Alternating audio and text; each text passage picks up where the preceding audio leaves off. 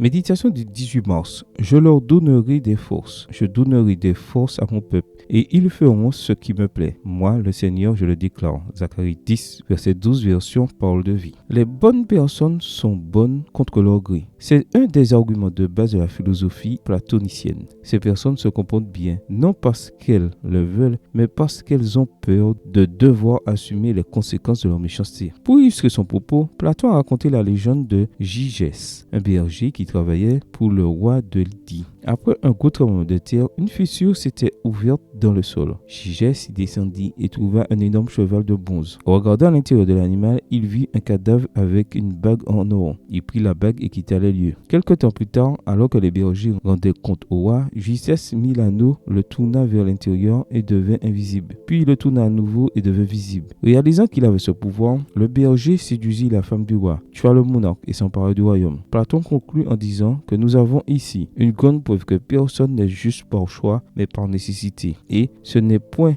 un bien de l'être puisqu'on devient injuste dès qu'on peut l'être impunément. Certains d'entre nous pourraient peut-être finir par être d'accord avec le philosophe grec. Se pourrait-il que nous évitions de commettre des actes répréhensibles par simple peur du châtiment éternel? S'il n'y avait pas de rétribution pour nos mauvaises actions, consacrerions-nous notre vie au mal? Les changements de comportement ne doivent pas être fondés sur la peur du jugement à venir. Ces changements doivent être le résultat naturel de l'œuvre du Christ en nous, surtout de l'amour pur et sincère qu'il place en notre cœur. Bien que nous soyons incapables d'être bons volontairement, nous pouvons demander à Dieu, de sa richesse glorieuse, de nous donner la puissance et la force par l'Esprit de Dieu, afin que notre être intérieur soit transformé. Voir Éphésiens 3, verset 16. Platon a raison, nous n'avons pas en nous le pouvoir de devenir bons volontairement. Au lieu de cela, nous pouvons accepter que Dieu nous aide à être véritablement bons. C'est sa promesse. Je donnerai des forces à mon peuple et ils feront ce qui me plaît. Moi, le Seigneur, je le déclare. La version du second dit, ils marcheront en son nom. Cette marche ne sera pas le résultat de la peur du châtiment, mais du fait que Dieu nous ait fortifiés. Amen. Bonne journée à vous et que le Seigneur vous bénisse.